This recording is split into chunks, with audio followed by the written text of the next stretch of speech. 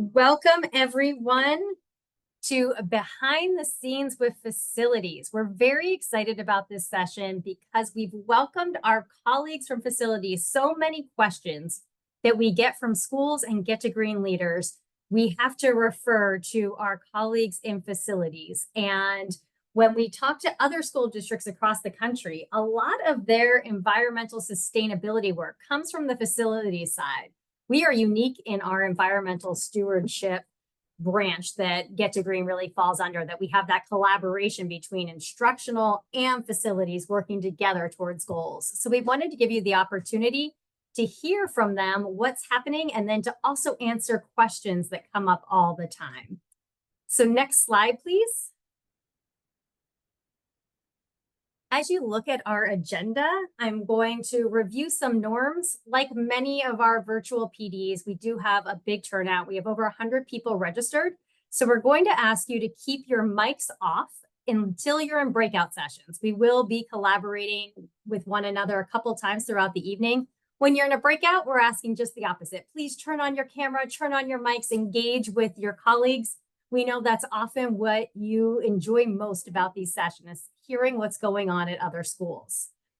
Also, this is being recorded. It will be uploaded to Schoology, as well as this slide deck will be shared on Schoology as well, and in the follow-up email that I send out tomorrow. So you will have a copy of this slide deck. Any questions that you have at any point through the evening, we invite you to drop into the chat. We do have, you can see, 15 minutes set aside later in the session to address those questions, and any that we don't get to, or maybe you have one that's very hyper specific and you would like just to be addressed specifically, you'll have that opportunity in our exit ticket tonight. That's my last norm. Because people enter our PD either through the direct link or my PDE, our only way of recording attendance is through that exit ticket at the end of the session. So please make sure that you stay and fill out that brief exit ticket. All right, next slide. We are learners as well as leaders in our schools. And so I invite you to put on your portrait of a graduate hat and think about the ethical and global citizen. So much of our environmental stewardship journey revolves around these skills. And in the exit ticket, we'll ask you to reflect on how you used one of these attributes tonight. So I'm going to give you a second to read through these two skills and decide which one you would prefer to focus on for this evening's session.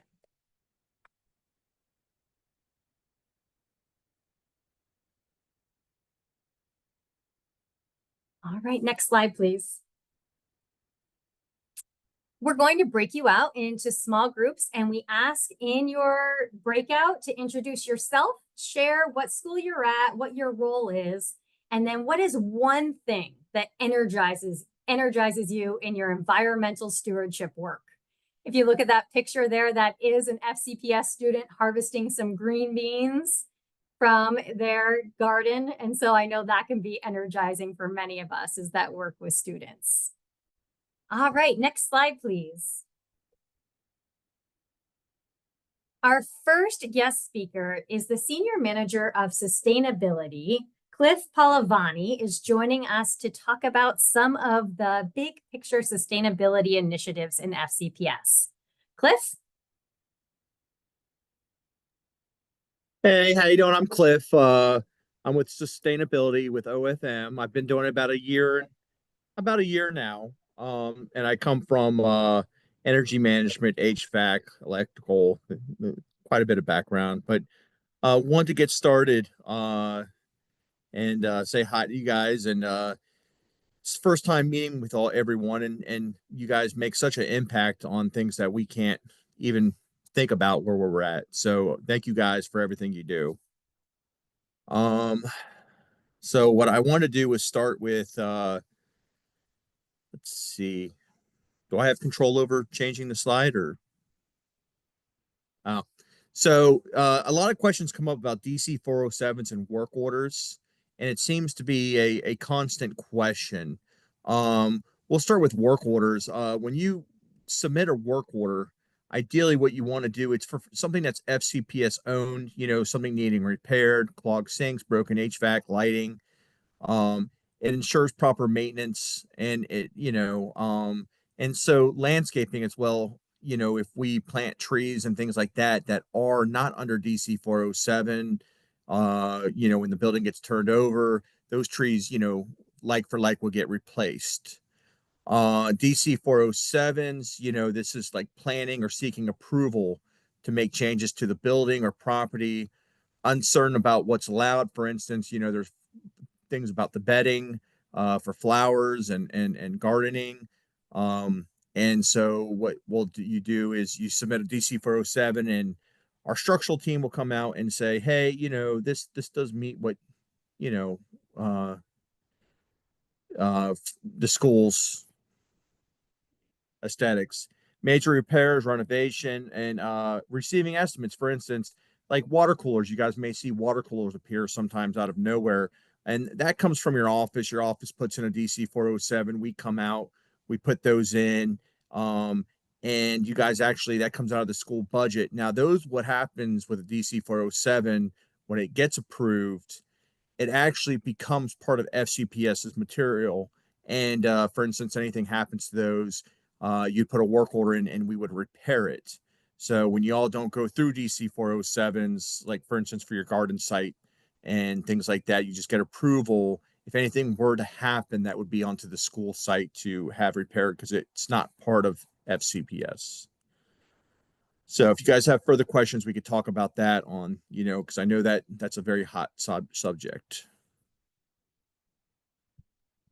Could you explain how they would, how do they do a DC 407? So DC 407, when actually you go through your office or your admin, and so let's say you're looking to put a tree in the middle of the courtyard. So at that point, what you would do is submit a DC 407 with what you're requesting, and that would go to who I would say would be Jock Owens, and Jock Owens would go through it, and he would send Andrew Reynoso out there to look, because even though a lot of people see a tree, there's more to just a tree. How far it roots, how far it, how much rainwater it absorbs, blockage, things like that. And so what that does, it goes for Andrew. Andrew would go and take a look at it. I would like to think he would communicate with whoever put the DC 407 in, and then the person gets emailed and says, hey, look, this is we're okay with you planting this type of tree where it's at, and things like that. So it really starts with you could find it a DC 407 request online, but the easiest process is through your admin, because that means the school's on board putting a tree in, or putting anything in front of the building, landscaping wise, stuff like that, and everyone's on the same. Yes, we often get questions, people asking us for the link to a DC 407. In reality, you need to talk. There's someone in your front office that is trained to submit the DC 407. So the good news is you, as Get Your Green leaders, will never have to submit a DC 407 yourself, but it's making the connection with someone in your office that knows how to do it and knowing when to do it and not. And we will be sharing too guidance. I know it can be confusing between the two. And so we have a guidance document that we can share as well. And don't feel discouraged, if you don't hear anything back for a day or two. Sometimes it could take up to 2 weeks to get things. I've even seen, it take a month to even move through queues, because when you submit a DC 407, it actually goes through probably 4 or 5 different people's queues, because it starts off with, hey, it goes to Jock. Jock tries to funnel it somewhere to, unless it's one of Jock's job, to come out and verify it. But he gives it to someone to go out there and look at it as well. So the nice thing is you could always ask your admin to see where the DC 407 is currently located in the virtual queue. Great, thank you. And can we go back one slide, and can you share a little bit about the LED initiative? Yeah, I think that's next slide, believe it or not. Nope, other way around. Oh, you put a new one in. Yay. Sorry about that. Yeah. That's so okay. So I threw a couple schools down. You know, John Lord's part of this. The electricians. This is something we've all done in house. This is our electricians going out, and these are the schools we worked for. 2024, putting LED in these larger areas, rather than starting with smaller areas like classrooms and things like that. We can get more of this done, and honestly, compared to contractors, we're saving almost 60 to 70% on material and labor by keeping it in-house. So on the next slide, I put some interesting facts. There's over a 60% savings from just adjusting these LED lighting. The LED upgrade we did in-house for 2024, the energy savings was about 61,000 watts. It was over 66% reduction in just changing the LEDs on these areas. It was about 44 pounds of CO2, and that's equivalent to 2.3 gallons of gasoline per hour. So it would be almost like you traveling 51 miles an hour every hour that these schools saved in running. That's great. And it looks like we already have some questions for you that we will come back to during our question and answer session. No problem. Great. Next slide. Thank you. And Cliff already gave an introduction to our next speaker tonight. Andrew Reynoso is the Senior Manager of Grounds Maintenance. Andrew? Good afternoon, everyone. Thank you for having us, and thank you for all you do. I've worked with a lot of you guys on the field, so I'm not big into public speaking, but I'll do my best today. We're going to start with the mowing maps. I know that was a big topic.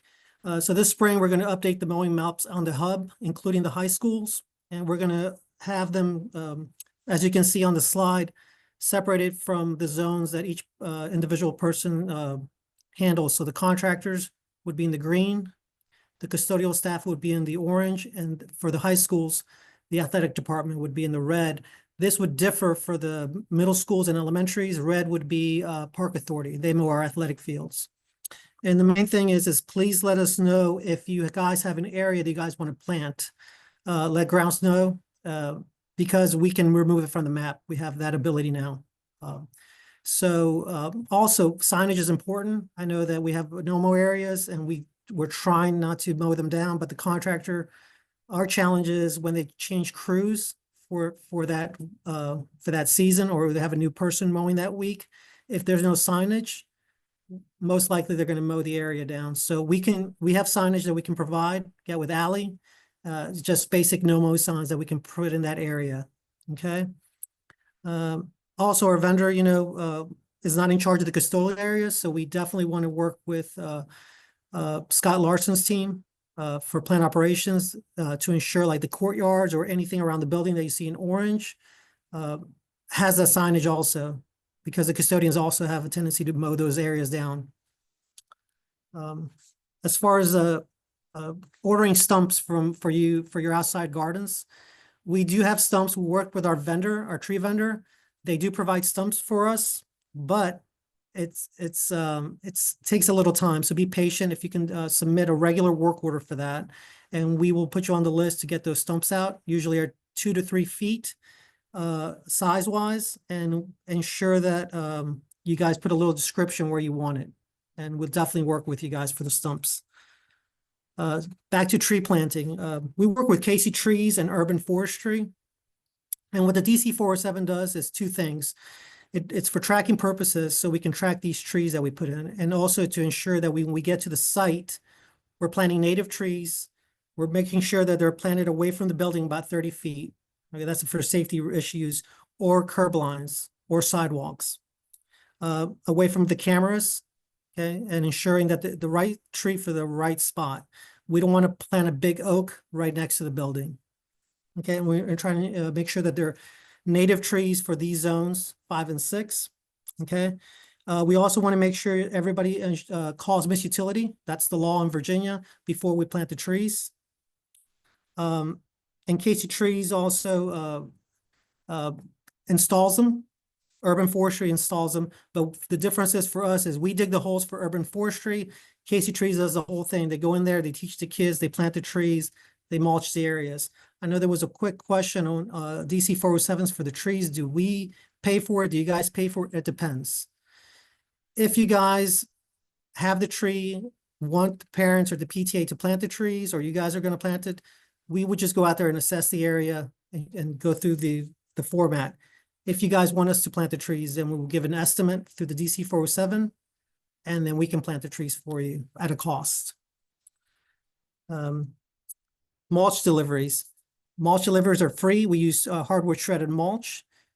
Just put a regular work order in and we'll have the mulch delivered. Just ensure that the area that the mulch is going to be delivered to is away from the storm drains. And avoid hillsides. We don't want any erosion issues. Okay. And can As you far- speak, you told them to, when it came to MOMAPs, to inform you if they planted anything. How would they go about that?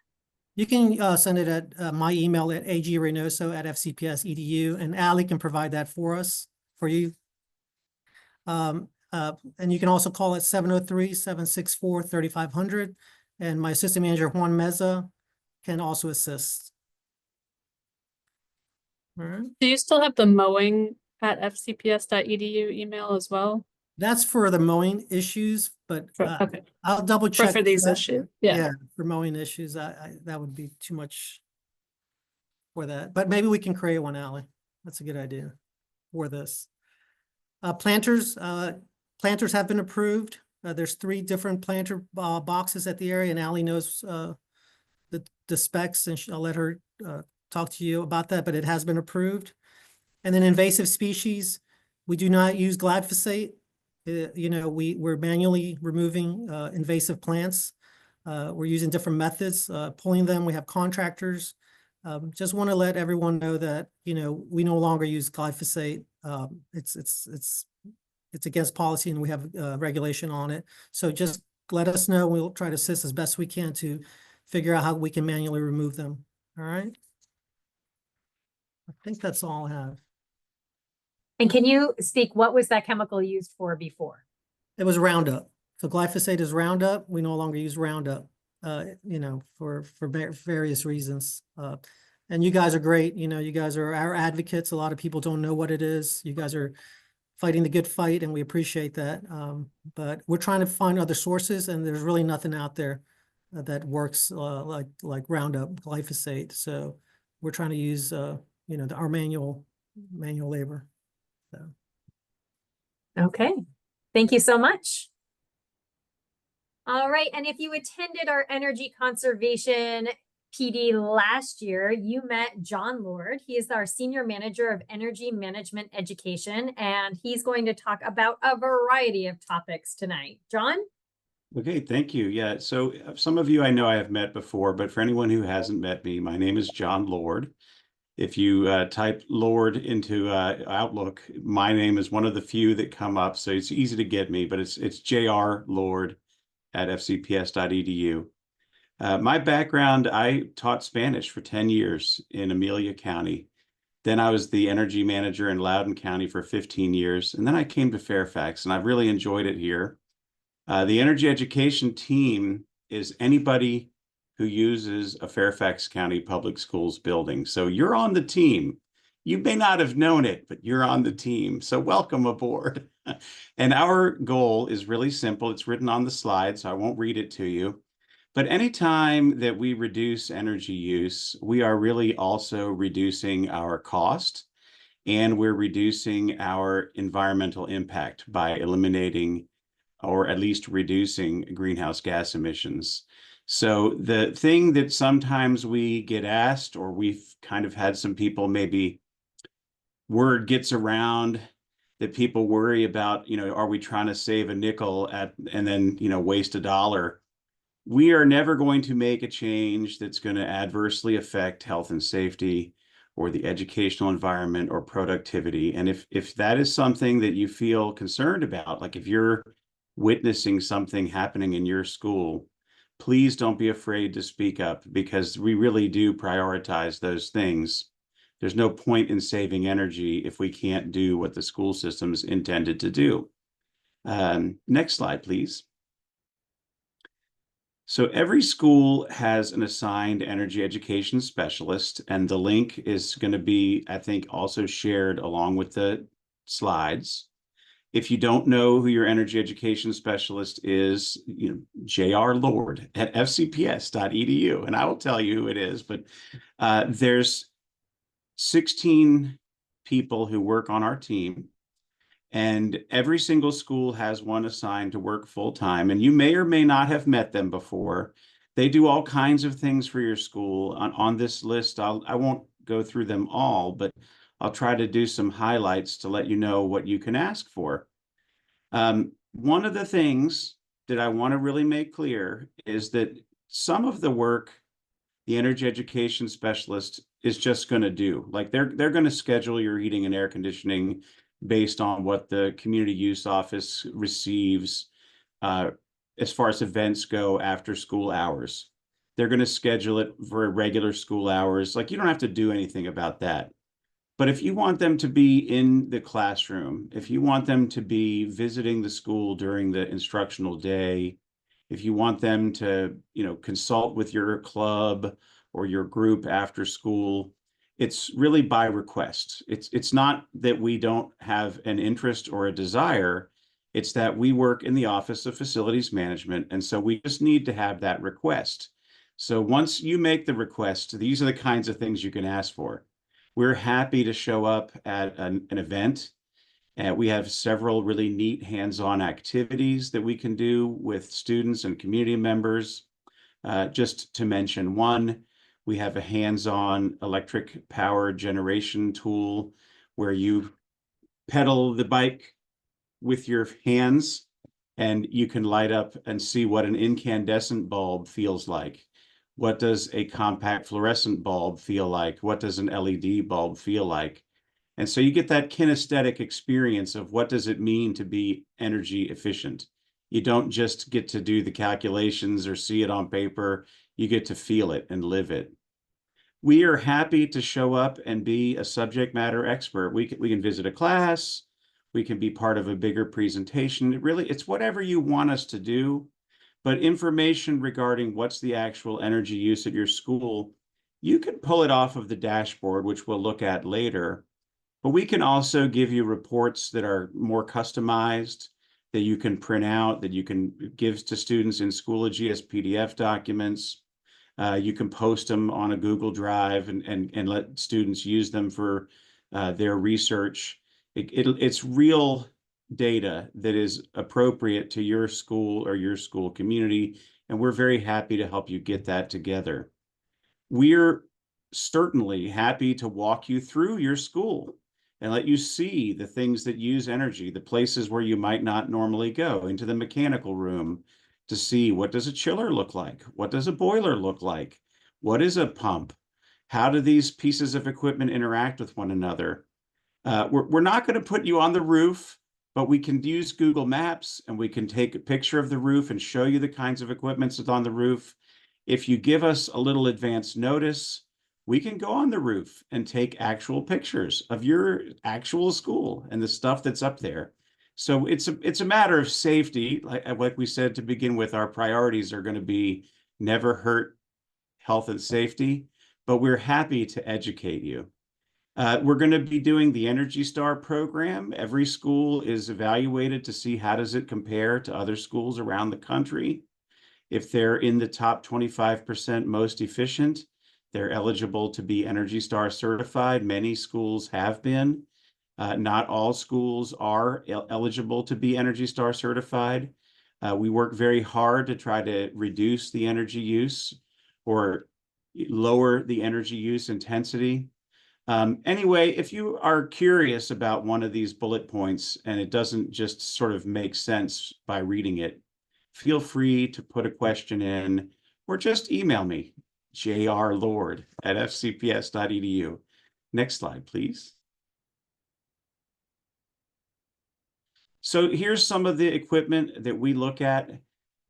We really work with people. I mean, my team, my energy education specialist team, we make a lot of observations and a lot of reporting, but we don't fix this equipment. There are HVAC technicians who fix it. There's plumbers who fix it.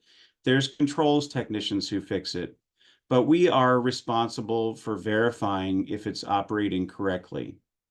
We will sometimes put work orders in on behalf of a school to try to make sure things are functioning. We do try to take a proactive approach. We are not always going to get it right. There's sometimes going to be things that break, and I will just apologize in advance. Some schools are older than others, and some equipment is older than others, and that is unfortunately a fact of life. But our job is to try to take whatever we have and operate it as effectively and as efficiently as possible. So whatever school you're in, whatever kind of equipment you have, if you're curious, how does it work? What kind of equipment do we have? If that's appropriate to your club or your student group or your SOLs, we're happy to talk about it. Next slide, please. We also implement holiday shutdowns. We just had one over Thanksgiving. You may or may not have gotten a teacher shutdown form where you are asked to take a look at your room. And the final item on the list says to take a look at your neighbors, especially anyone who may have been absent, or shared spaces like teachers' lounges and such. But those forms are really to kind of encourage people to make a small contribution. Many hands make light work. If we have 200 teachers and each one does 3 jobs, then we don't have to have the handful of custodians do 600 jobs.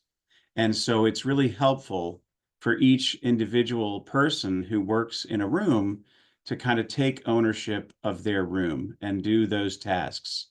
We have another vacation. I'm sure you all are very disappointed that on the 20th of December, you'll get to go home and stay home for 16 days.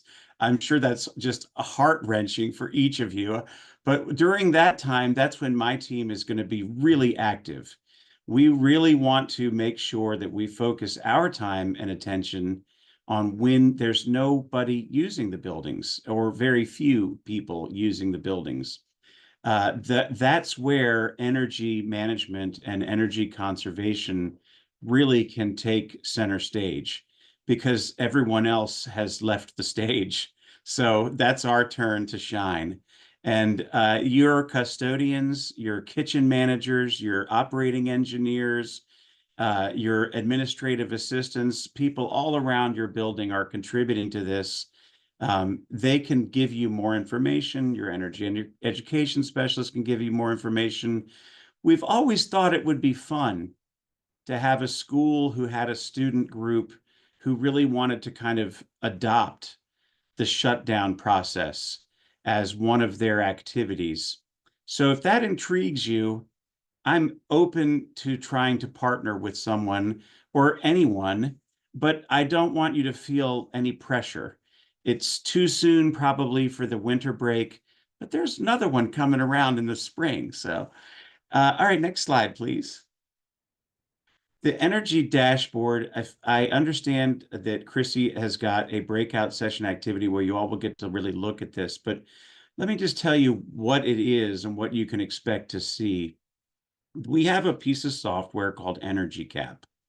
And Energy Cap is the software we use to keep track of all of the electricity and natural gas and water and heating oil and propane, whatever you happen to use in your building that is a public utility, not telephone, okay, not trash, but anything like an energy-related public utility. And we keep track of it for every single account.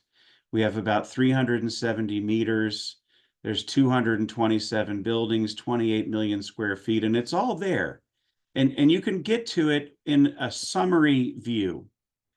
You cannot get to it into a really detailed view, but we can.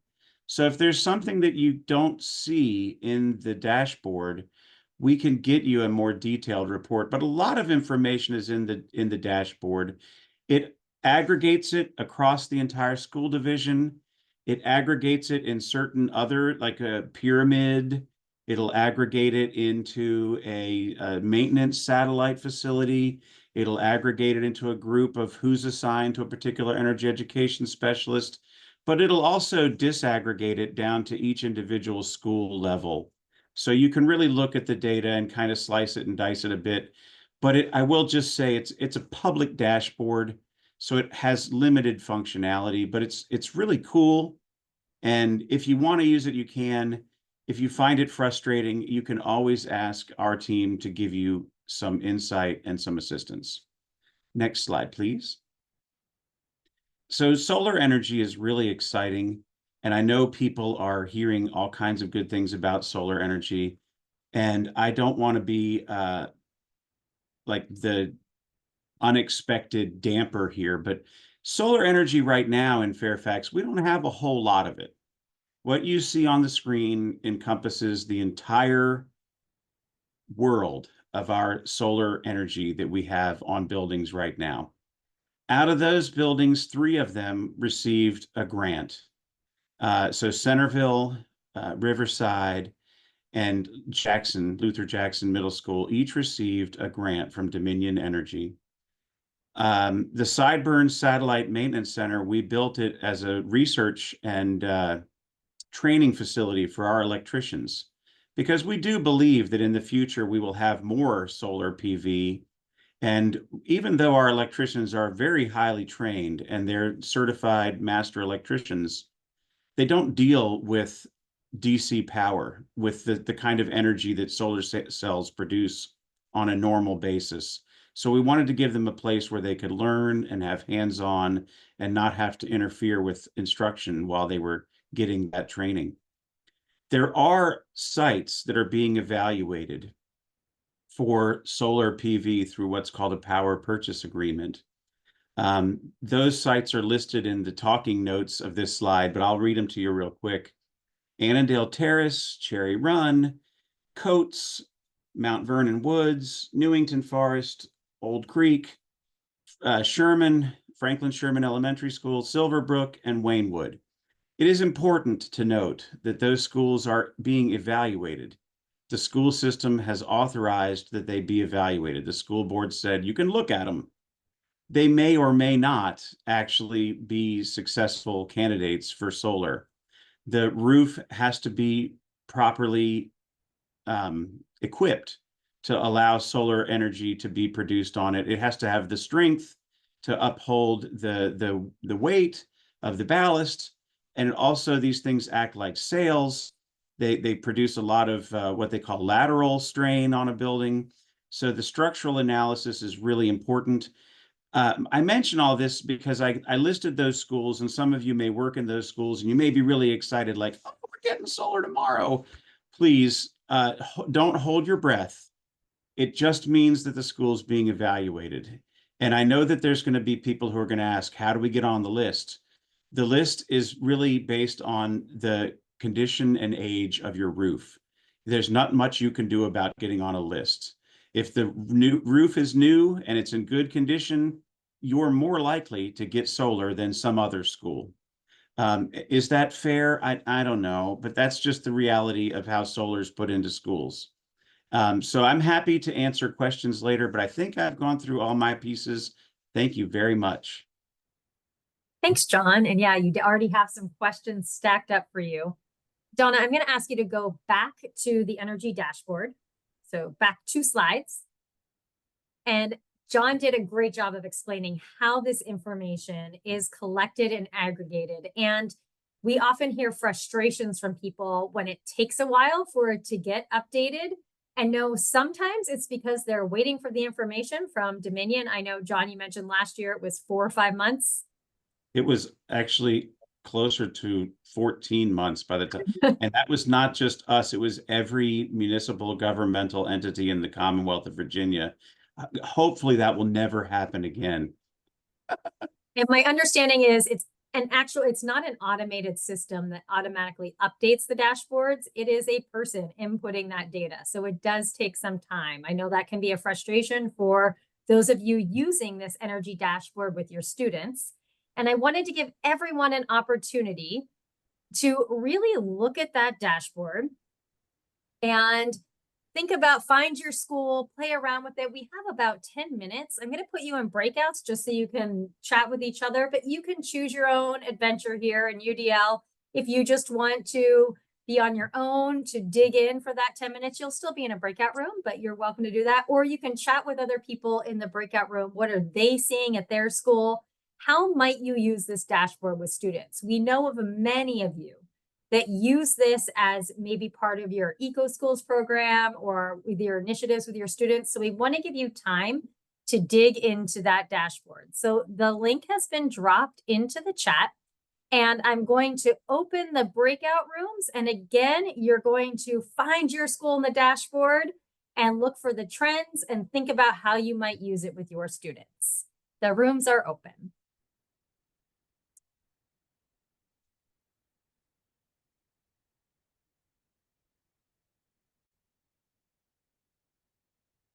Welcome back, everyone. There will be an opportunity at the end of the session to share with other people how you might be using that dashboard and a place to record it so that everybody has the chance to hear what you're doing.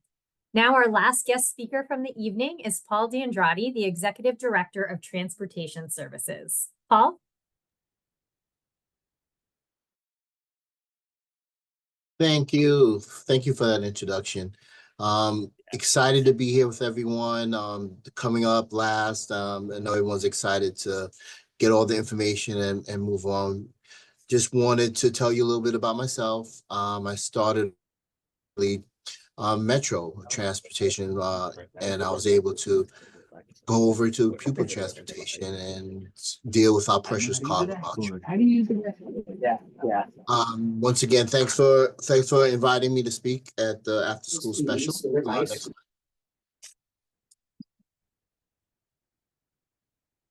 Next slide.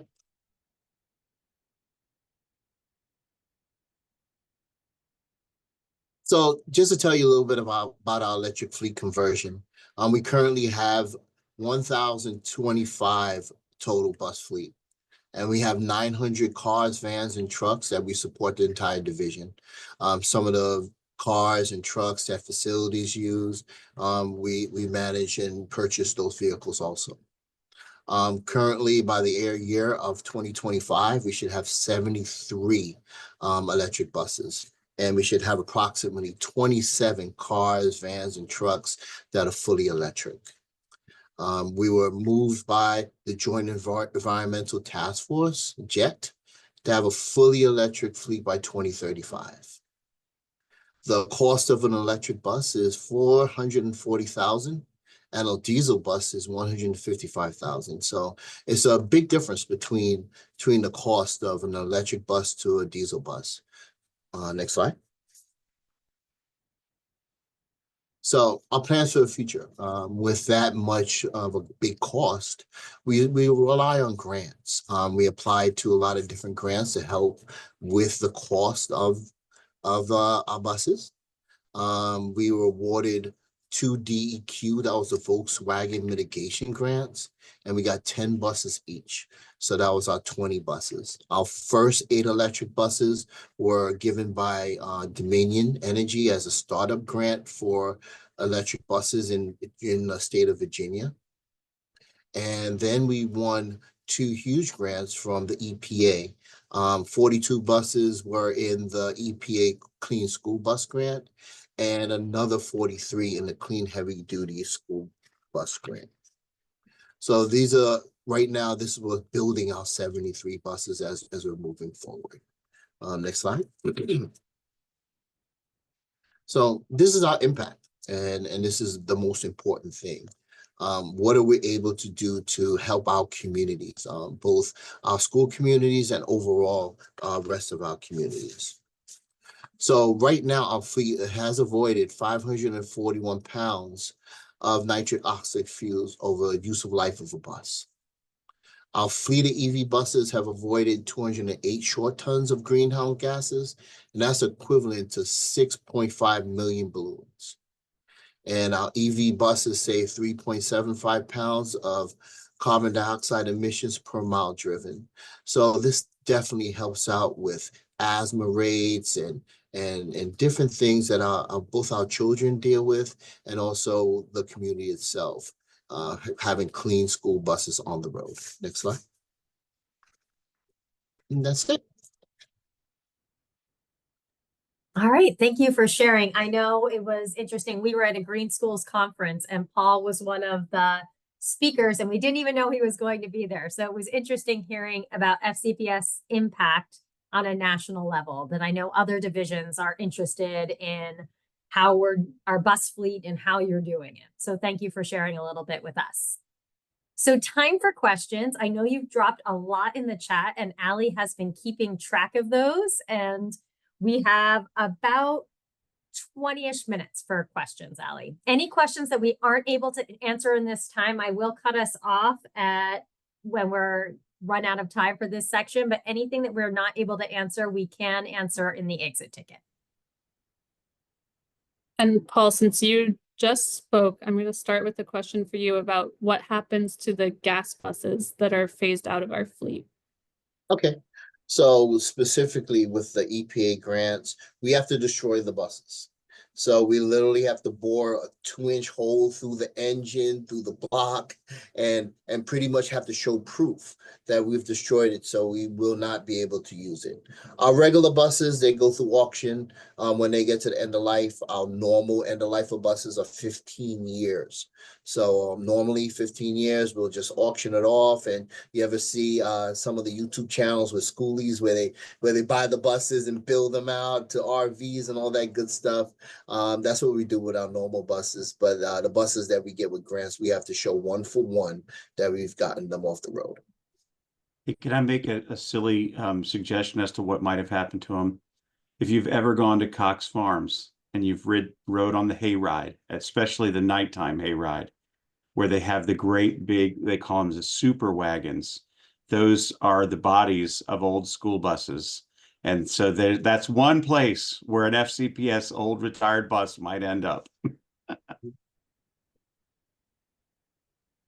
Thank you both. There's another question about the infrastructure for EV buses and how we're planning for that. So that's a big part of it. We've been blessed and lucky to have a great partner with Dominion Energy. They provided all of our electric infrastructure. We have the 20 school buses down in our Lorton facility, and we have the 8 school buses in the Stonecroft facility right across the street from Westfield. Dominion has been committed to expand as we expand our fleet. But what we have to do, because we have buses all over the place, so you see them parked at schools, you see them parked in commuter lots. So part of our planning is where we're going to get those electricity conduits in. So that's working with facilities when they're doing renovations at every cycle and saying, hey, we need to make sure that we have room to grow for those buses and to put in. Developing as solar goes into more schools, developing grids where we could get some energy to charge buses during off-peak times and overnight. So it's a process to kind of build everything through. And for our white fleet vehicles, wherever the supervisors park, facilities, I believe they're putting up or have put up charging infrastructure at the Sideburn facility. We have charging infrastructures at our Lorton and Stonecroft facilities for our vehicles also. And I'll just add a little bit of some complementary information to that. The infrastructure to support electric vehicle charging can really have a very high demand. So we often have to put in a new transformer. We have to have Dominion set a new meter. And we really don't want in general to connect them to the existing infrastructure from the building, because the load profile of charging electric vehicles is so very different. It could really affect the cost, and it could make it much more expensive than it needs to be. Ultimately, the transition will take place a little at a time. We bought 8 electric transit vans for our technicians at Sideburn, and it's taking a little while to get the charging stations in, but it will get done, and we'll have it where we need it. I think that 2035 is an extraordinarily ambitious date, but that doesn't mean we don't have the direction. We know what direction we're traveling in, We're going to go down it as fast as we safely can. All right, another question on the buses is feels relevant given how cold it is out there today, but how are they holding up in the cold weather? So our batteries like San Diego weather. They really like 70 degrees, right? So part of the charging is to make sure you have enough charge, because the batteries have to get warmed and cooled when the weather's colder or warmer. You get some bit of degradation of the battery life, but it's only about 10%. So, we encompass and make sure that we have charges between the middays when we're not using the buses and overnight. So it doesn't affect the routes, but it's just making sure that we have it. And regarding the buses that are, I think this is in regard to the buses that are destroyed, are they able to recycle the metal from the frames of the buses, or so that? We Okay, told- Yeah, we told them off to a facility. They destroy the engines and they recycle every other materials.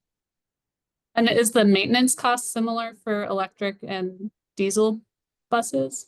You have less moving parts, so you'll have less maintenance, no oil changes, no filters. So you have a little bit less of a maintenance cost.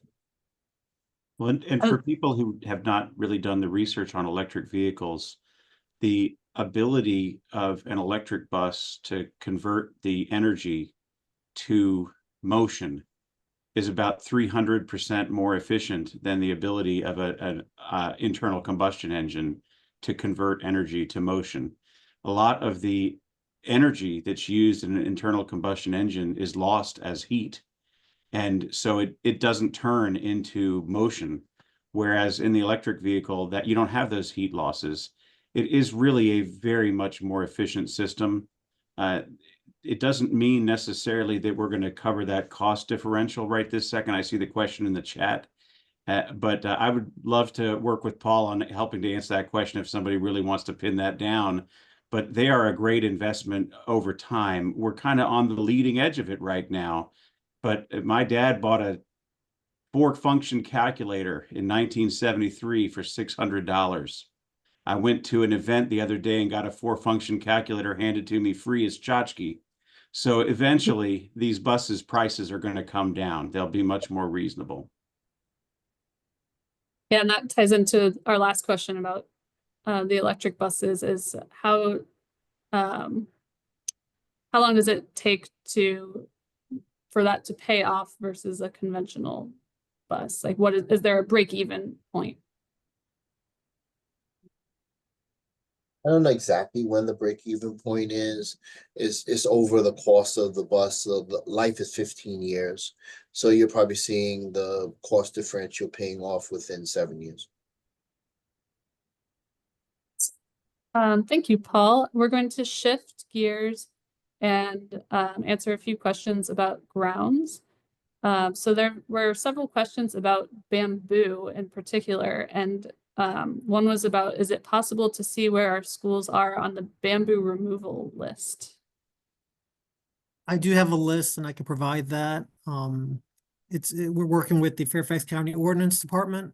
So they get a complaint, we go out there and we handle that. I think we've had about 12, 13 schools. I know there's a lot more, but the ordinance also only says that the property, the bamboo in the property has to be suppressed. So a lot of it is suppressing the bamboo, mowing it down, putting up barriers that have to go down 6 feet. So it's a challenge, especially when you can't use glyphosate Roundup. And if a school has bamboo on their property, who should they contact about that? You can contact our department, Fairfax Grounds Department, and then we'll go out there and assess it. And we work with General County for the issues, because most of the time it borders different neighbors, so we have to work with our neighbors as well. And then another school asked, what do they do if their custodians are still spraying? You can forward that to us again, and we'll get with Office of Safety and Security just to ensure that they understand what the protocol is with the spraying. You can't even use a mixture of salt and vinegar that some people think it's natural and they can use it. You can't even use that. You have to be a tech. You have to be certified and licensed for that. And then there was also a question going back to bamboo, lots of interest in removing bamboo. Is that something that parent volunteers could remove, or should that go through you? It goes through us, but we can definitely work with the PTA, parents, and the school. Every bit helps. Everybody, everything helps with that. Yes, we can definitely work with the PTA. Hey, Andrew, one of the things that you might want to clarify is that even whether it's a parent or a community member or a custodian or whoever, it's not allowed to use those chemical Yes, herbicides on the property. we cannot use herbicides at all. It's completely forbidden. It's Yes. not allowed. And on a commercial property, if somebody does it, they're breaking the law. Like That's correct. you cannot do it. So don't, if you hear about a parent, like we're not trying to get somebody in trouble, but you can help avoid somebody from getting in trouble. That's correct. Thank you. And then there was a question just about mowing practices in general. And one school, they noted that sometimes the grass gets mowed regardless of whether it's needed or not. So the grass will already be pretty short and then it gets mowed again, and that contributes to erosion. So I guess Yes. how would you address that? So it's hard with mowing, especially at the high schools, middle schools. We have 3 entities mowing. We have Park Authority. We have the athletic department at the high schools for the fields. We mow the perimeter areas, and also elementaries have the perimeter areas, the athletic fields, and the custodial areas. So our contractors are told that they're going to mow at 3 inches. Their mowers are set for 3 inches. Park Authority has the same distance from the ground up from the mower deck. If you're looking at the mower deck, 3 inches, and we're mowing about 10 to 15 days, depending on the weather. The custodial areas, their decks, we don't control over them. So if they're mowing shorter than they should, we can take a look at that. We know that causes erosion issues. It also is harmful to the equipment. So just let us know and we'll try to work out what's going on the hillsides. We try to skip a mowing just to ensure that, there's no erosion issues on the hillsides. And that's something we can tackle in a case-by-case basis. Okay, thank you. And then another grounds question that just popped up. I haven't actually heard this one before, but what about pouring boiling water on plants, like using that to kill poison ivy? Is that something that a school could do as an experiment, or No, like John said, anything but manual removal of the weeds, any type of herbicide, we cannot use that. It's against the law. So boiling water would be Yeah, we considered that. could, Okay. yeah. All right, we'll stick with the manual removal then. I think that was, there was one other question about who manages the contractors who pull invasives versus cut everything down. So we would go out there and look at the area. Every area is different. We would see if it's a wooded area. At that point, maybe we need to do removal invasives with a contractor. If it's a low impact development area, LID, at that point, maybe we do a 2 time a year mowing, right, to reduce the invasives because we already have established plants that need to be in that area. So it all depends, but we can look into that. The grounds department can.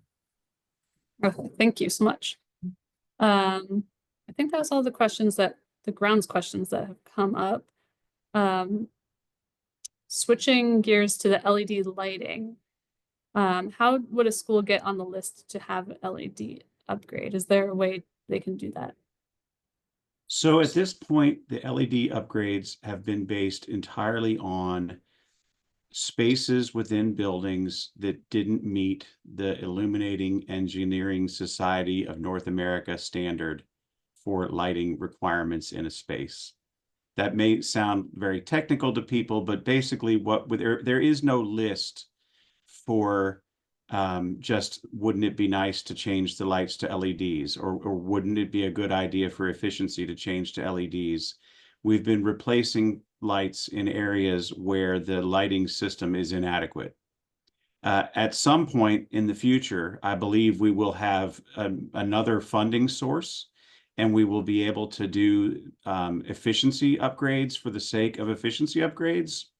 And I know that we're investigating what's called energy service performance contracting, where you can finance a project with the savings that you will earn in the future. But that is something that is really hard to develop. And even though it's not supposed to go on your books, on the school division's accounting books as debt, it's supposed to be what they call off-book debt. It still affects the credit rating. And so the county board of supervisors and the school board are incredibly cautious with their AAA bond rating, because we just issued, what, $360 million in school construction bonds, and they're not going to put that at risk. So it's a very complicated issue, but the answer, the really short answer is there is no list. If the lights are bad and you think they're bad, put a work order in, we can look at them and we can evaluate them. If they are in fact bad, you'll be on the list. Thank you, John. I think you kind of answered this question too, because someone asked if you're on the LED list already, how can you expand beyond what is planned for the school year? But it sounds like that's kind of set based on the spaces that meet the requirement. It's based on what is not currently meeting the need and what are the funding sources we have available. It's very limited in terms of what we have for funding. And that's why we've really focused on, it's been mostly gyms and cafeterias. I do notice in the text, in the chat, there's an area with a tall ceiling, the library with a vaulted ceiling. I don't know what the light levels are like in that library. It's certainly something we could evaluate. And if the light levels are inadequate, that would be a place where we would want to go to. But I don't know unless we measure it. And so where we have gone and where we have measured it and where they have not been adequate, that's where we've done the work. Okay. A couple of energy questions. Where can they find the holiday shutdown checklist? Oh, that's an excellent question. And I have that answer too. I'll put it into the chat. It's going to take me just 1 second to find it. So if you want, in the meantime, we can go to the next question. Okay, the next question is, can schools get a tour of the new solar array at Sideburn? Well, no one's ever asked about that before, but I think it would be okay. The problem with that is that it's not really a facility that's meant for students. It's a maintenance facility. So you'd have to first transport the students there. I mean, if you happen to be at Robinson Secondary School, or you happen to be at White Oak, I guess, elementary school, which is right up the road, yeah, you could just take a walk down and tour it. Why not? It's not a dangerous site. It's not something that would be scary or hard to see. But I think what we could do for sure is any school that wanted to, we could send them some pictures. We could give them some access to the generation website where it actually talks about what those panels are generating. We could do something. A walking tour would not be impossible, but it would probably be, for lack of a better word, a little boring. There's just not that much to see. Now, if you're a person in the trades, like if you're becoming an electrician and you're at one of the academies and you're taking electricians classes, maybe in that case, it would be a little different story. That might be more interesting, but just a regular student who wants to see solar panels, they just sit on the roof. And I don't mean to quash anybody's enthusiasm. Oh, that makes sense. And I don't see any other energy questions. Oh, there is actually one other energy question. About the energy scores on the dashboard, and for schools that are under construction, someone wanted to know about how that impacts I imagine that the increased use of power tools on school grounds will have a significant impact on electricity use. So will that possibly reduce the scores?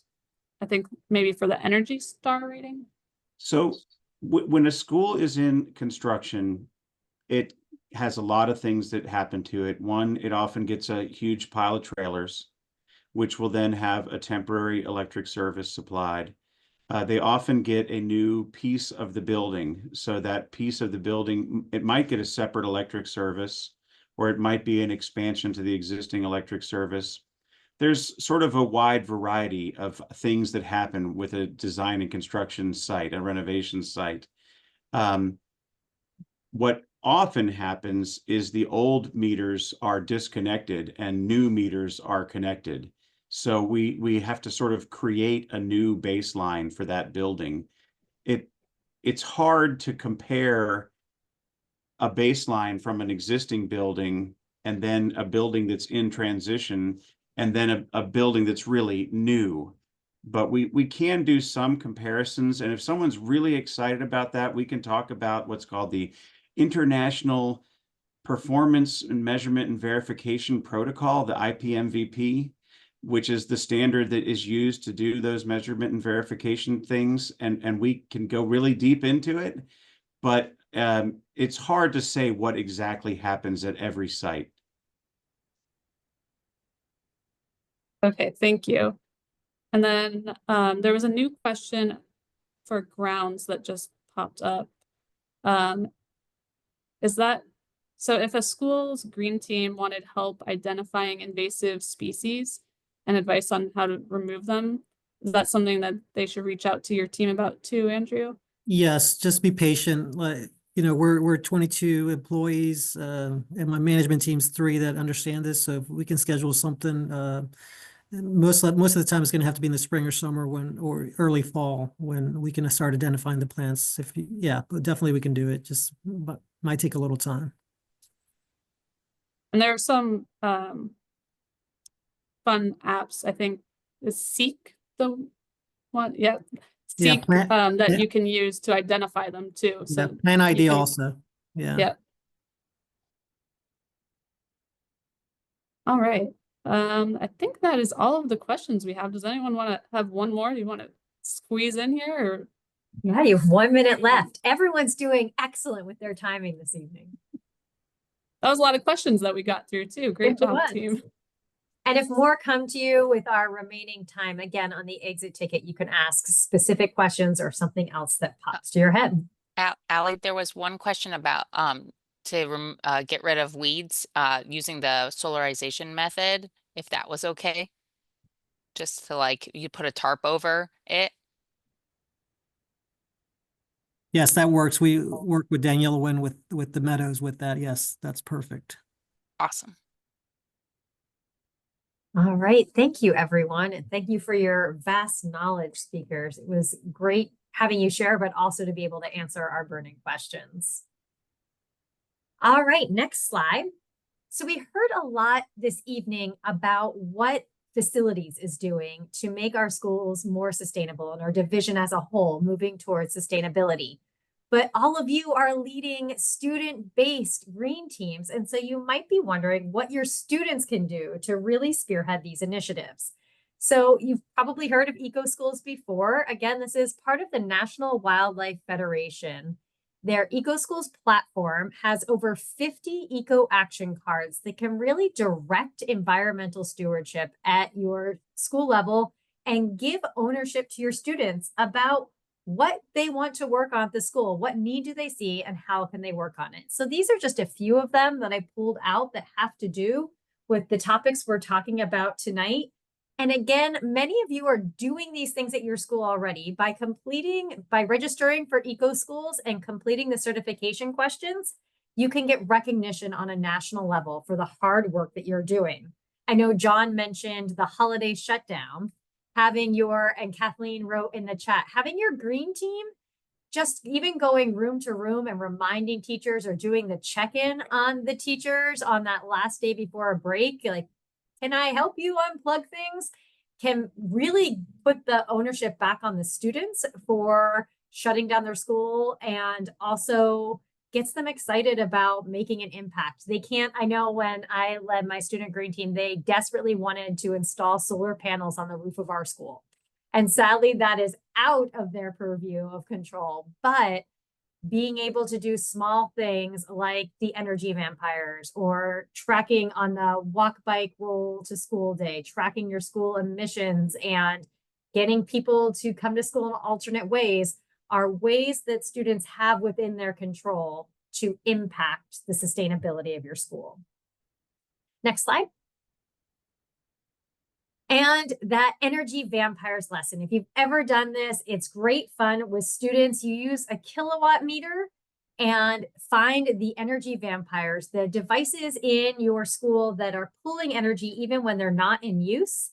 And we have been working with the science department, and we have an energy audit kit that you can see. Here's what's in it that you can borrow for 2 weeks at your school. And there are great lesson plans both in the energy audit kit and on the EcoSchools platform that are ready to use with students at really any level, I would say from 3rd grade through high school, walking them through what an energy vampire is and giving them the opportunity to try it out in their own in the classroom. I know in our academy class, we gave these to all of our participants and we had a blast going all over the library at Madison, finding the energy vampires. So you're welcome to borrow the energy kit, try it out. But if you know you want some kilowatt meters for your own classroom to be your school's kilowatt meter kit, the science office does have many in the warehouse that they would like to unload. So I just dropped Brian Schwank's email and I'll include it it's in the slide deck in the notes. And in our follow-up email, I'll include that. But if you know you want some, you can email Brian and he will pony them to you so you can conduct an energy audit at your school. And Kathleen just shared that you can design your own audit to support StudentWorks. If you were part of the old EcoSchools platform, their energy audit was pretty intense. It's much more low-key now and accessible to students really driving the assessment process. All right, next slide. So here is what is universally the favorite part of all of our PDs. It's the time for you to connect with one another and share the cool work that you're already doing at your schools. And so you're going to be in a brand new breakout, hopefully with new people, and we're going to ask that you share the conservation stewardship work that you are doing. And the idea for tonight is to kind of revolve it around the topics we've talked about, but I know that you're doing lots of other work too. So feel free to share the great things happening at your school and ask each other questions. This is the opportunity when there's other Get to Green leaders that might have faced the same challenges that you're facing now, and you can brainstorm ways together. We've also created energy saving tips on our website. These are simple things that you can do with your green team to move towards sustainability at your school with your student groups. We're going to be in the breakouts, and then I have links to a separate slide deck. You'll find the slide deck that matches the room that you break out into, and there's little Post-it notes. If you can add the ideas, record them as you are sharing, and then I will compile all of those slides into this main slide deck so that you get a glimpse into the rooms that you weren't actually able to take part in. We're going to be in the rooms for about 20 minutes, and then we will come back and answer any last-minute burning questions and do our exit ticket. All right, all rooms are open.